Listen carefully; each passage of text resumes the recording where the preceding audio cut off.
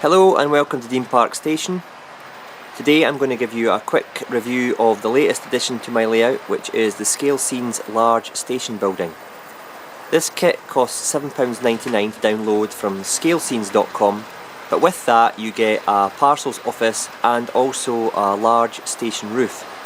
And you can obviously print out and make as many of the roofs as you need, so it appears good value for money. As you see, the Class 56 standing in for a 47 there, hauling the Sunday morning ScotRail Express. Now, the kit is extensive. I think there's something like 32 pages of instructions. It's obviously a card kit, and you print the paper, brick sheet, etc. from the file, the PDF file that you download once you've purchased it. You then stick that to 2mm or 1mm card, grey board. I buy that from eBay. I'll put the supplier at the bottom of the screen here so you can go on. Great value for money actually, he does very good service. It has been kit bashed to a certain degree, because of the width of the baseboard I've got. If I'd built it full size, it would have basically taken up far too much room. As you can see from the drawing here, the tower should protrude, if you like, further from the main building than I've got it, and I've also reduced the width of the main building just to, as I said, fit it all into my layout. So I've taken 30mm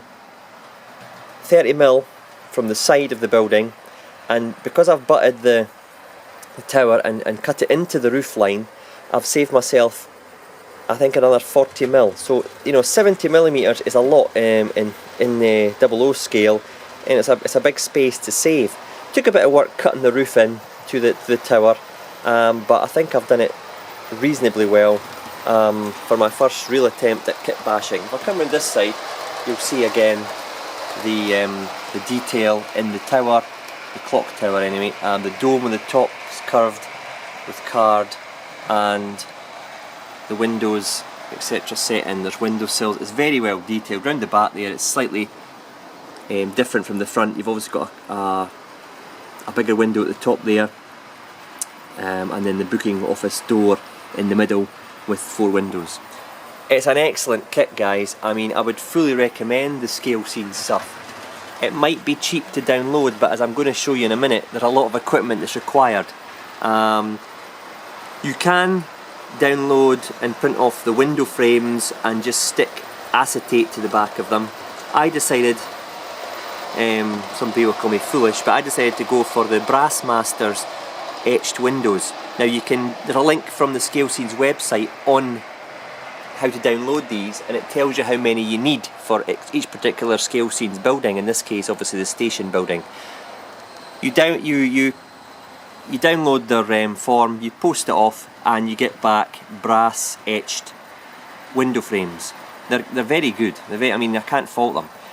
Because of the size of the building and the booking office, I required to spend £19 or £18 on this plus postage, so it was £19.50 for enough windows to do this station building and the booking off and the parcels office. Sorry. You've got to spray paint them, of course, and you can't just go with maybe normal paints. You've got to put a suitable primer on, and the equipment that I used was Acid 8. I got that from Halfords. That's an etched primer. That was expensive. That cost me nearly £13 for the tin, but as you can see, it's quite sizable, so I'll get a fair few windows sprayed for that. I then coated it in the matte white acrylic paint there, Tamiya, and it required about 5 or 6 coats, so I went through a tin and a half of that. But it's £6 a tin. It's not cheap. So you can see this cost starting to add up here. I've spent about £12 on that, so about £25 on paint and primer just for the windows, which cost me £19 odd in the first place. So we're way above £30 here just for the windows. So is it worth it? Yes, for the look of it, but if you're on a budget, I would just forgo that and print out the paper ones from the Scalescenes, because not all the windows are available in this. For example, the back window on the rail side of the building that I showed you a minute ago, you can't get that from Brassmasters, so you've got to cut it out, and it still looks good. So if you really want to make a good job of it and you've got a bit of cash, I used to until I spent it all on these. Go for it. I also got, I think acetate that you put through the printer's too thin, so I went to Antiques online and bought slightly thicker plastic glazing, and I'll put on the size at the bottom of the screen. You get different thicknesses obviously, and then I've obviously stuck and cut out some doors that I've not used to fulfill the glass bit at the top. So there we have it. I'm just working. That took me a month to build, doing it at night times, maybe a couple hours a night, maybe 4 nights a week. So don't rush it. It has got fantastic detail. You're not able to see it just inside just now.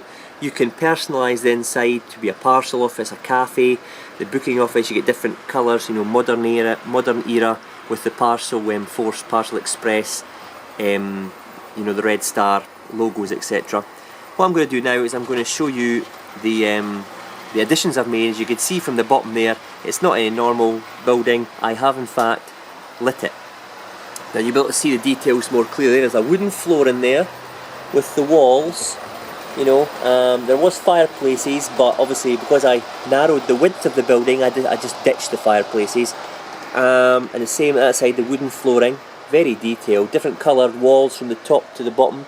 There you can see some of the wires which haven't been taped up yet, and you've got that's the cafe, the back of the cafe doors there, and I've left the door slightly ajar there, and as you can see inside there, the detail for the cafe, the red panel there. The opposite side is the booking office with the windows. Again, I've put perspex or the sheeting across that just to give it a kind of glass counter effect. And there's another room at the bottom there. There is no base on it, so it's easy to go in and add the windows to the lower levels before you put it together, but you have to get all the windows in place on the top levels before you put it all together. Where did I get the windows and equipment from, the wiring, etc.? Well, I went to Kytes Lights, because you get LED holders, 5 for £3.99, not cheap, but they're lifesaver for reducing soldering. I've got warm white LEDs to go with it.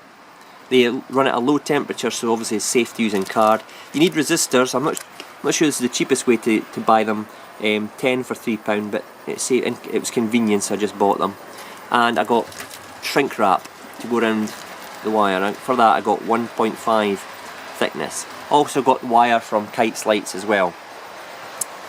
It's great. I mean, it sets it off. You can use bright white, but they look a bit clinical for me, so I went with the kind of warm white. What I'm going to do now, I'm going to switch the lights off in the layout and just finish the video with a bit of darkness. There we go. Hopefully it works. There we go. See, they're not too bright to look unrealistic. The resistor in series with the LED, prevents any blows. And if I went in the side of the layout, side of the building, you can see there, and round the back the light pours out onto the platform side.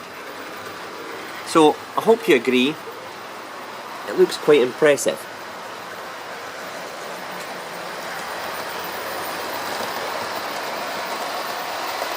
How much did I spend on it? Well, with the glue, copious amounts of the glue stick is invaluable. I also use high-tack adhesive spray for putting large areas of the paper, like the brickwork here, onto the card.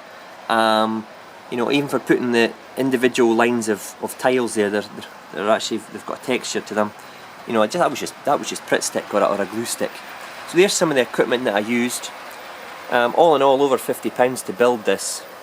You could argue it'd be cheaper going and buying a Bachmann or a Hornby building and just plonking it on the layout, but I had to personalise it to fit it into my layout, and I hope you'll agree I've done a decent job on it.